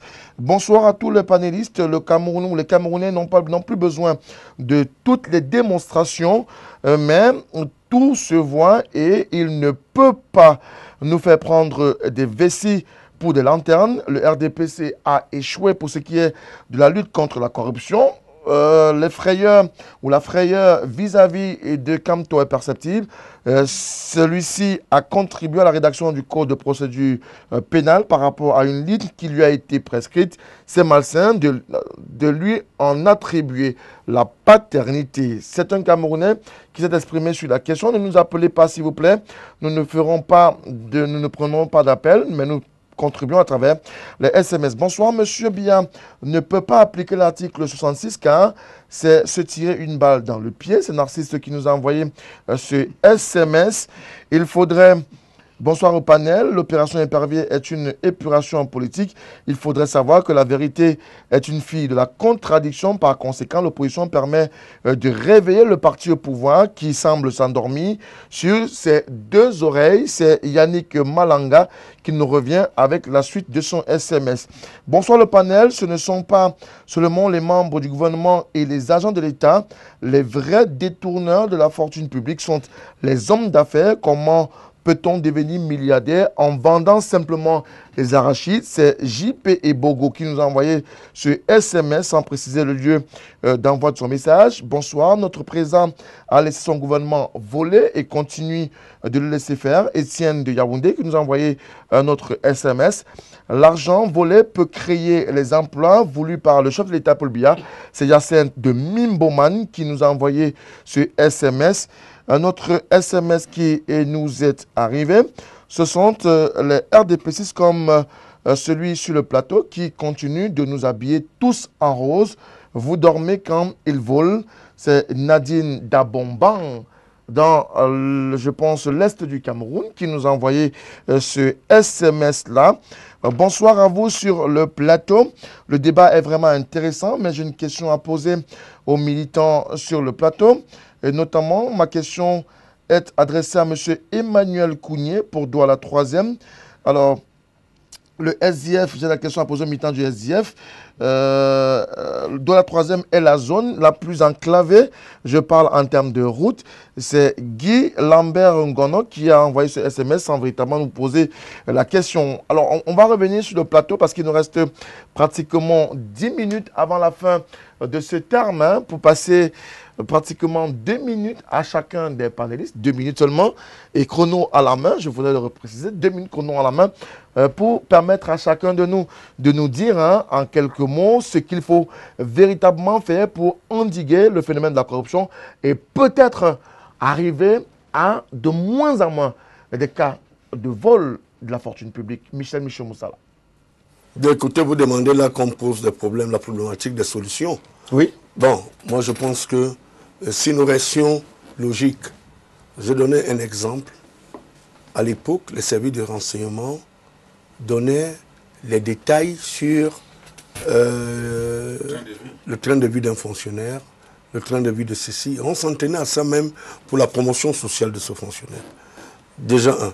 Deux, je crois que le président de la République, en ce qui me concerne, c'est un avis. Je ne suis pas pour croire qu'il y a une épuration politique dans le cadre. Ce que peuvent dire certains penser. Nous sommes dans un problème réel.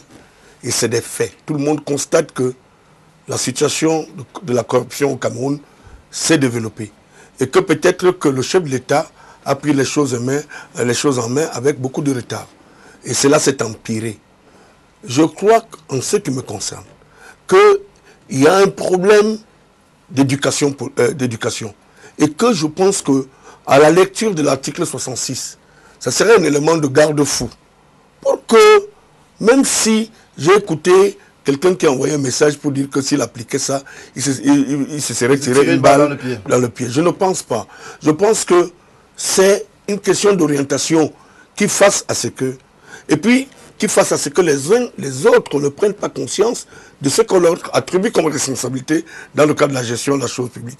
La dernière chose que je vais, peut-être les deux dernières choses que je pourrais évoquer pour la lutte contre la corruption, il faudrait qu'il y ait une accentuation de ne pas croire que dès qu'on a un poste, on a l'obligation du résultat public. Cela veut dire on a le résultat, on a le devoir de résultat pour la nation et non pour une... Moi je vais en Europe. Les routes de 60 ans sont signées des individus qui ont fait passer des goudrons. Et vous passerez sur ces routes. Vous trouverez que ça a été fait par Nopé ou par Mandengue. 70 ans, 80 ans après, les progénitures de ces individus viennent voir la technologie, l'application de la technologie qu'a fait les parents. Je crois que c'est plus noble. Nous avions payé le dur tribut des dénonciations en 90 pour dire en 92 que Monsieur le Président de la République, ça ne va pas.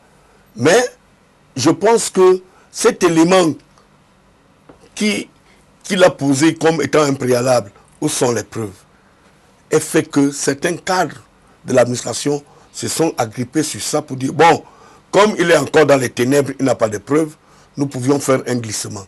De ce glissement, aujourd'hui, nous en sommes à dire qu'il y a des hommes encore intègres. Mais même au sein de son gouvernement, je ne dis pas que tout le monde devait passer à la Bastille. Non, il y a des hommes intègres qui peuvent accompagner le président de la République, qui a 86 ans, à ce que le Cameroun qu'il entend de laisser à ses compatriotes en soit vraiment à prendre conscience que la corruption est quelque chose de très dangereux pour une société. Nous avons été par 2 fois classés pays le plus corrompu au monde.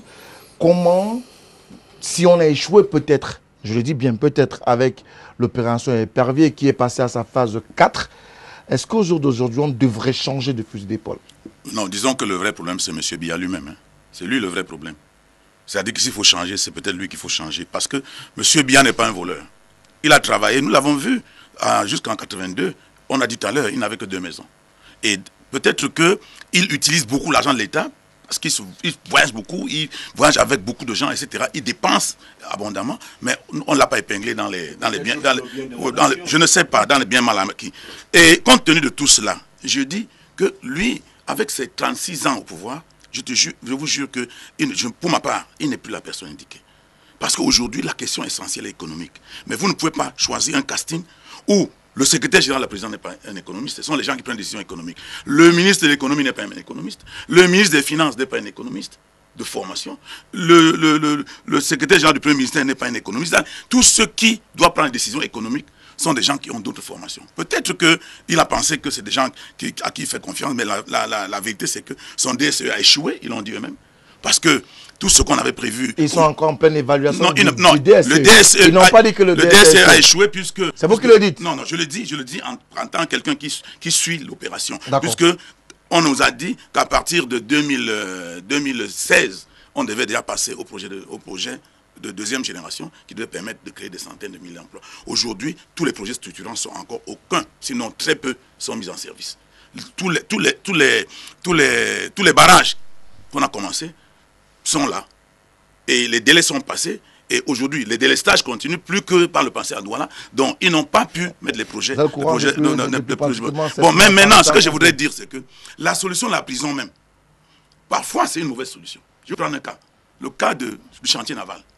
Voilà un monsieur qui est venu trouver cette affaire, qui a tissé ça de fil à aiguille, et on avait plus de 1000 emplois au chantier naval. On l'a pris, on l'a jeté en prison. Aujourd'hui, c'est fini cette affaire-là. Et tous ces ingénieurs, on les trouve au quartier entre jours d'amis, etc. Donc, pour poser, il faut évaluer un peu ce qu'on pose et voir les conséquences dans la société. Donc, il ne faut pas, parce qu'il y a un principe, aller les yeux fermés, les oreilles bouchées, comme c'est le cas aujourd'hui, où on fait tous, c'est-à-dire qu'on agit sans réfléchir. Et puis, je voudrais dire un petit mot, je m'en voudrais sans le dire en partant d'ici. La corruption, vous pouvez imaginer que le gouvernement actuel veut lutter contre la corruption. Le pont de Douala est en train de perdre 30% de son trafic.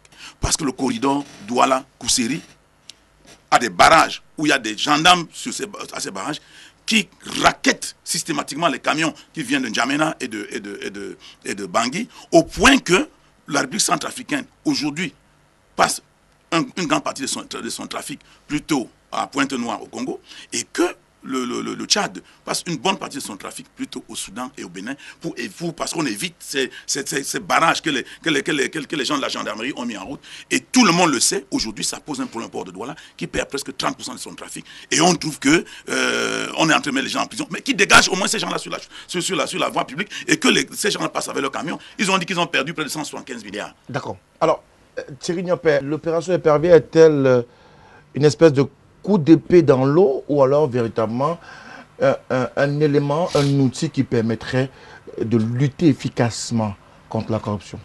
Bon, je ne jetterai pas l'anathème sur tout ce que le président Biya a fait. Non, l'on s'en fout, on ne peut pas jeter le bébé avec l'eau du bain. Il a fait de très bonnes choses. Il a fait également évoluer un certain nombre de choses au quotidien. L'initiative était bonne. Elle a malheureusement été dévoyée par ceux qui avaient la charge de la mettre en branle. On aurait pu On aurait pu aller plus loin en mettant également sur pied d'autres barrières, notamment telles que la Constitution de Prévost, et ceux qui l'avaient rédigée n'étaient pas des idiots.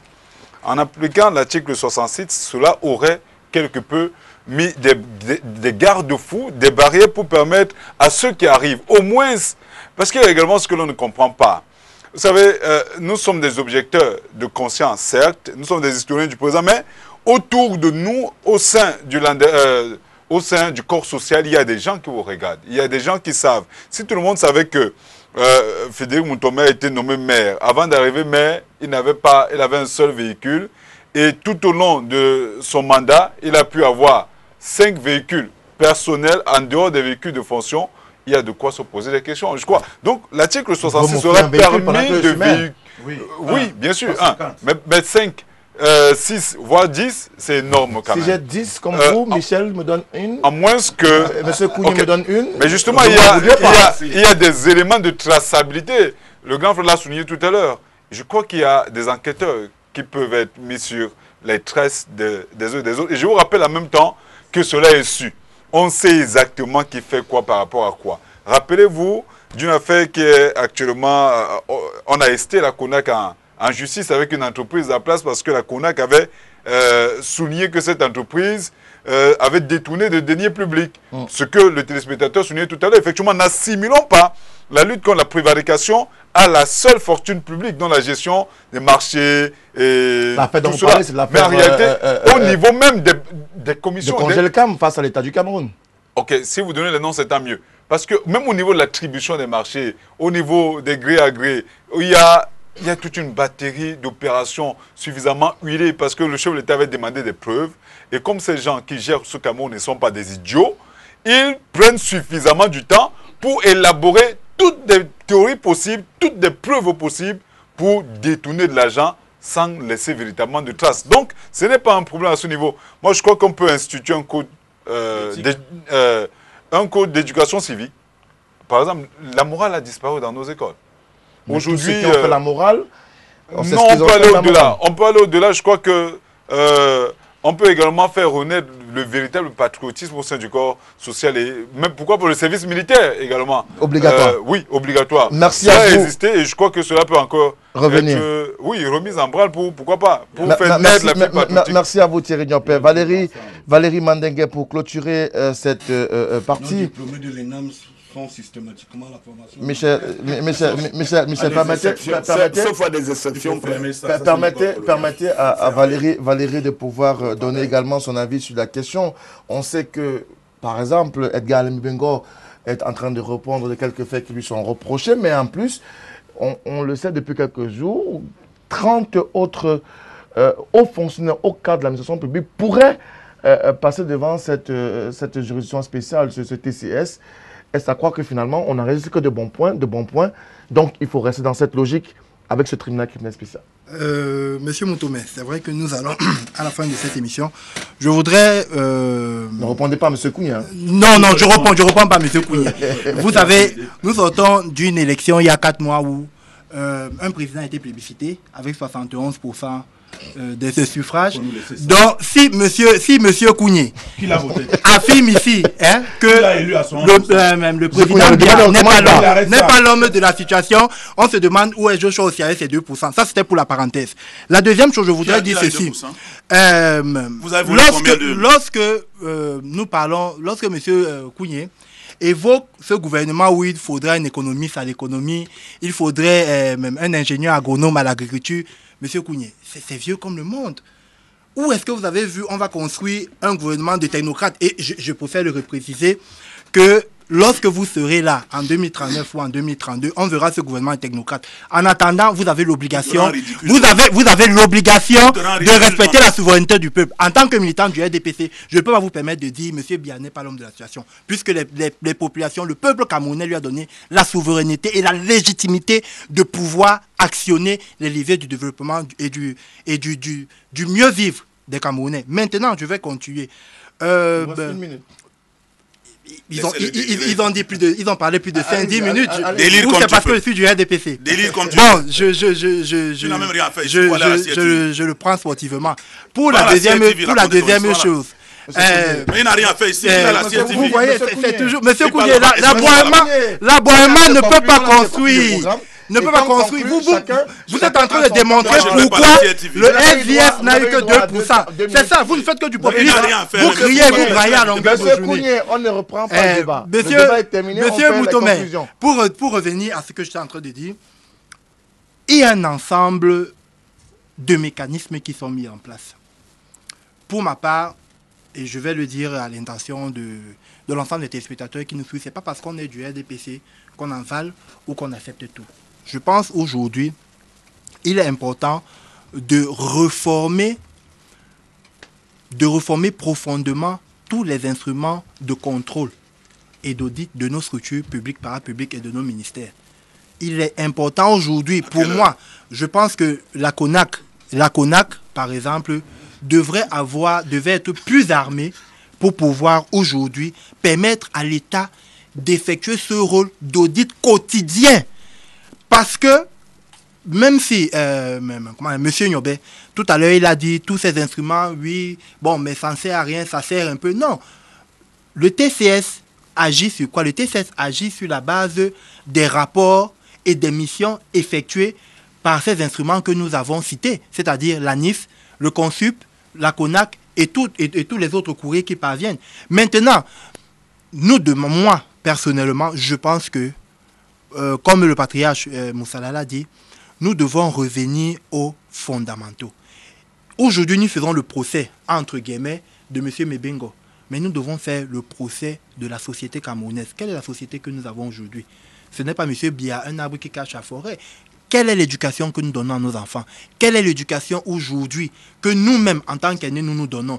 Et lorsque nous sommes sur ce type de plateau et vous avez une personne d'un certain âge qui a des propos péjoratifs en disant le jeune, tu étais né. Non, si nous sommes aujourd'hui, c'est à cause des personnes de votre âge qui ont géré, plus ou moins, bien ou mal, et qui nous amènent vers cette situation de malaise social. Pour terminer, les réponses. Le président de la République, c'est un homme politique, il répond avec des instruments politiques. Aujourd'hui, lorsqu'on parle de l'épineux problème d'énergie, Menvele est pratiquement terminé, Lompanga est pratiquement terminé. Donc, aujourd'hui, nous allons peu à peu sortir de cette grille. C'est ce que j'avais à dire. Merci pour votre invitation. Merci à vous, messieurs, d'être venus sur ce plateau. Une fois encore, Michel Moussala est revenu. Thierry Nyopé, merci. Monsieur Kounié, merci également à vous. Valérie Mandengue, merci d'être venu dans le cadre de Tout au clair de ce mardi. Un Tout au clair qui portait essentiellement sur l'opération Épervier, qui peut être considérée comme étant une solution à la prévarication de la fortune publique. Les uns et les autres se sont prononcés sur la question. Vous également à la maison, vous avez apporté vos questions, mais aussi vos nombreuses contributions que nous saluons au passage. Nous voulons aussi remercier l'ensemble de l'équipe technique qui se déploie le lundi, mardi, mercredi, 21h, 22h dans le cadre de Tout Clair sur la télévision du monde, la PDG et l'ensemble de son équipe également, toujours mobilisés dans le cadre de ce programme Tout au clair avec le même plaisir. On se retrouve demain 21h pour la dernière de la semaine de ce programme interactif. Bonsoir à toutes.